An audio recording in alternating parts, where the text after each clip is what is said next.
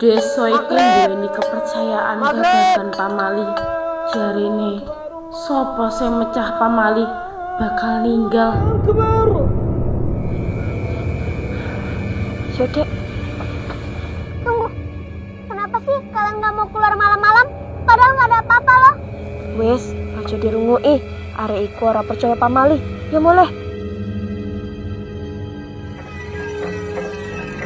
Kenapa sih mereka percaya banget ya sama pamali? Padahal kan itu cuma mitos. Malahan masjid yang desa iki pun dadi kosong saat maghrib. Mergo ra enek siji pun sing wani salat maghrib ning masjid. Dasar kafir, seharusnya kan lebih bagus kalau salat di masjid. Padahal selama ini kalau aku keluar sampai malam aku nggak pernah kenapa-napa. Dok, berikin dok. Nenek siapa ya? Mei, kamu ngomong sama siapa nak? Sama nenek Perasaan tadi. Mau sampai kapan kamu di sini? Ayo pulang. Au. Jujur sama Mami, kamu habis main sama orang-orang miskin itu kan? Emangnya kenapa sih Mi? Kan gak ada salahnya kalau Mi main sama mereka. Udah berapa kali Mami larang kamu buat main sama mereka? Mereka itu orang miskin, gak pantas buat bergaul sama kita. Dari dulu entah kenapa Mami selalu ngelarang aku buat main sama mereka. Mei, karena kamu udah lama tinggal di luar kota, pokoknya kamu harus inget ya, kamu jangan temenan sama orang miskin di daerah sini. Emangnya kenapa Mi? Dari dulu, keluarga kita memang gak boleh deket-deket sama mereka. Pokoknya, kamu nurut ya apa kata Mami. Jam 12, Mami pasti udah tidur. Main keluar Aduh, kenapa ya orang-orang pada nggak mau keluar malam? Padahal kan kalau rame-rame pasti seru. Duh, kok aku malah nyasar kampung orang ya? Mana lagi jalan keluarnya nih? Loh, tumben banget ada orang. Biasanya kan... Itu apa? Jangan-jangan... Akhirnya ada orang. Dek! Lah, kok malah lari sih? Dek! Alah.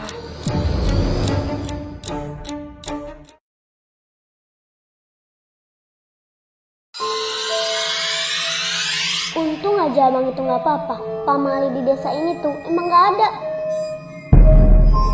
Kemana abang yang tadi? Perasaan... Semenjak saat itu, aku pun mulai mempercayai pamali yang ada di desa tersebut. Cepet, jumpu awak aku di resiki. Nih, kamu tahu siapa orang itu, nak? Semalam, dia sendirian ke sawah. Terus orang itu tersesat. Ternyata dia diikutin sama pocong. Kamu keluar malam-malam? Karo sopon, Dok? Sendiri. Setiap hari, Mei selalu keluar rumah sendirian buat mastiin kalau pamali di desa ini ada atau enggak. Tapi semalam Mei baru sadar kalau pamali di desa ini memang beneran ada. Mi, stop Mi. Lalu besoknya, tiba-tiba aja teman-temanku join aku. Syira, Laila, kalian mau kemana? Mau ke sawah yuk. Kok kalian diam aja? Ayo. Mulai sekarang, jangan deketin kami lagi. Kami nggak mau temenan sama kamu. Tapi kenapa? Emangnya Mei ada salah apa sama kalian? Wes, carno ayariku. Ya boleh. Nah, ayo pulang. Tapi ternyata itu semua ulahnya Mami. Loh, tante, kok malah keluar? Ini udah maghrib, gak takut apa sama pamali? Ayo masuk. Gak perlu. Pamali cuma berlaku untuk kalangan rendah kayak kalian. Untuk kalangan kayak saya, gak berlaku. Lagian, saya gak sudi masuk ke gubuk busuk kayak gini. Terima uang itu dan jauhin anak saya. Saya gak sudi anak saya main sama kalian. Mau kasih, tapi walaupun kami miskin, kami masih punya harga diri. Mulai besok, saya dan adik saya bakal jauhin anak tante.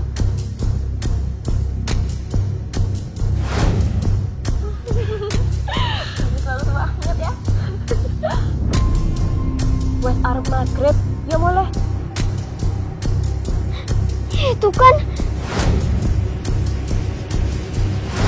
Mei harus nolongin mereka. Kak Syira, Laila, Mau ngapain lagi kamu sama kami? Mei cuma mau ngasih tahu kalau kalian diikutin sama pocong yang semalam Mei lihat. Terus, Mei takut kalau kalian bernasib yang sama seperti abang yang waktu itu.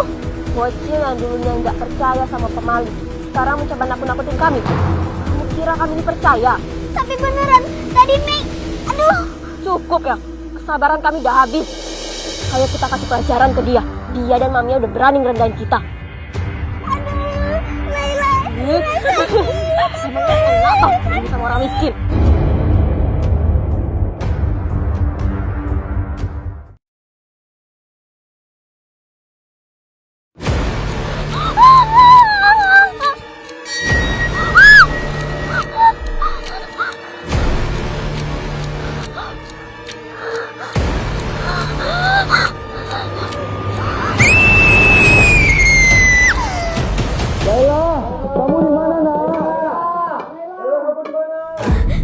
Kok mereka nyariin Laila? Jangan-jangan. Mami tahu, kamu pasti mau ikut mereka kan? Gak. Pokoknya Mami gak akan izinin. Sekarang, balik ke kamar kamu. Tapi Mi. Mami bilang balik, ya balik!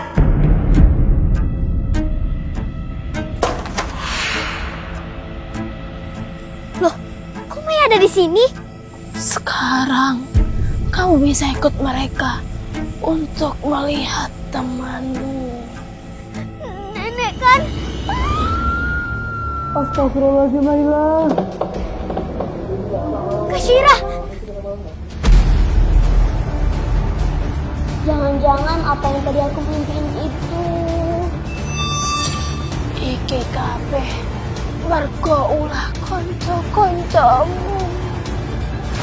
Saka awal aku wis ndelok apa sing duwe kabeh perbuat ning kowe. Mergo kuwi aku sengaja ngrasuki supaya aku iso nggawa metu waktu maghrib.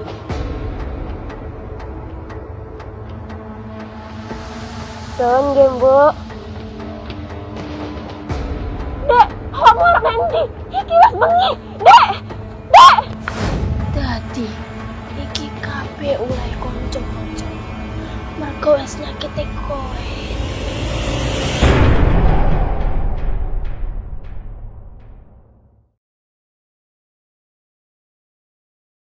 Lengser wangi seliramu tumaki. Mas, gak manyinden toh? Ayo mulai kios maghrib. Oh iya, Cuk. Aku lupa mau azan. Ayo. Mau kemana lagi kamu? Pasti kamu mau ke tempat teman kamu yang udah mati itu kan? Astaga, Ma. Kenapa sih Mama kayak gitu sama mereka? Padahal mereka nggak pernah jahat sama kita. Tetap aja. Dari Mami kecil, Mami udah diajarin sama orang tua Mami buat jauhin mereka. Karena kita itu keluarga yang spesial. Sedangkan mereka adalah orang-orang yang terkutuk. Makanya, kutukan itu nggak berlaku untuk kita. Kalau kamu terus berhubungan sama mereka, Mami takut kamu akan jadi korban kayak mereka. Jadi Mami minta tolong sama kamu. Tolong jangan berhubungan lagi sama mereka.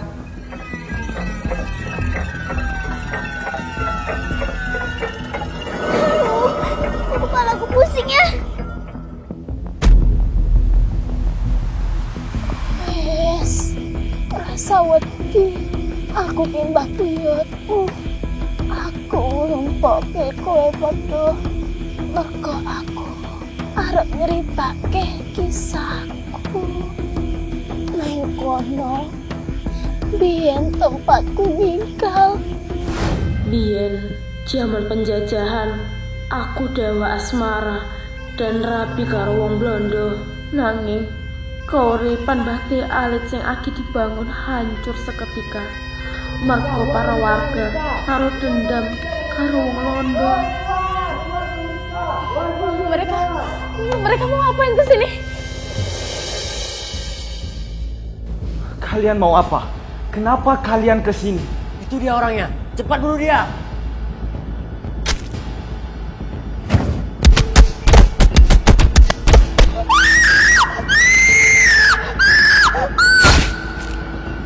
Lalu barkui aku digeret kanggo dibunuh nek pohon kuwi. Aku bersumpah aku akan membalas perbuatan kalian. Setelah ini, anakmu akan menyusul kematian kalian berdua. Ah! Ah! Sekarang, ayo kita bakar anak itu. Nalika duwe kabar membunuh bayiku, aku pun bangkit dari kematian dan membunuh mereka semua yang sudah menghancurkan hidupku. Berkui aku pun bersumpah yen aku akan menjaga setiap keturunanku salawas-lawase. Mergo kuwi aku sengaja gawe teror nang desa iki kanggo ditetekke tumbal ing keturunanku supaya kowe doan hidup sejahtera saka pengorbanan yang desa iki. Setelah mengetahui kalau nenek moyang kami dalang dari teror ini, kami pun mencari barang pusaka miliknya untuk dijadikan ritual pengusiran.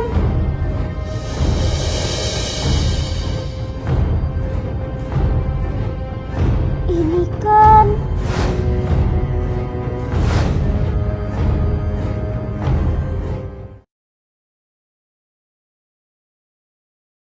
kami terpaksa melakukan ritual ini untuk mengusir awan nenek.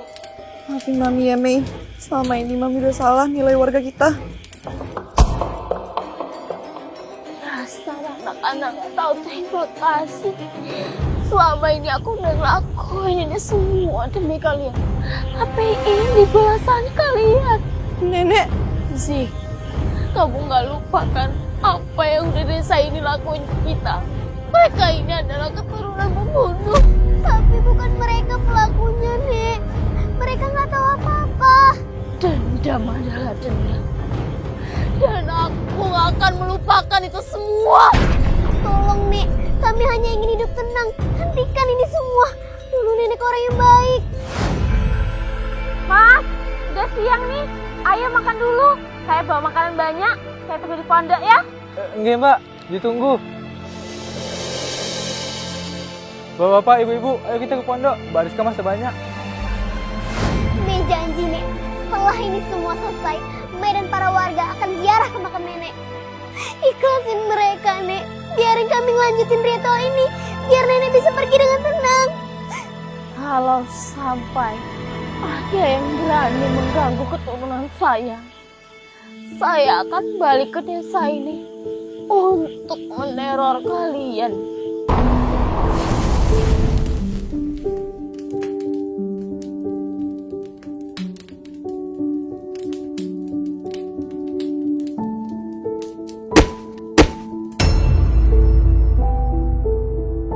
Kak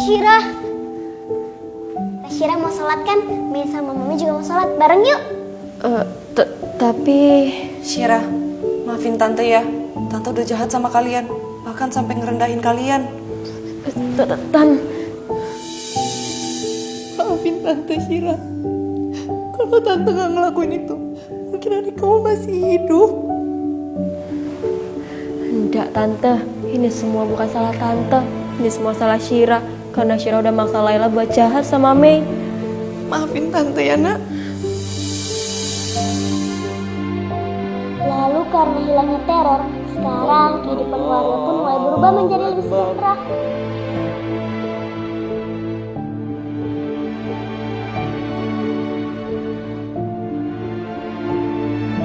Bapak-bapak, ibu-ibu, nanti jangan lupa ke rumah saya ya.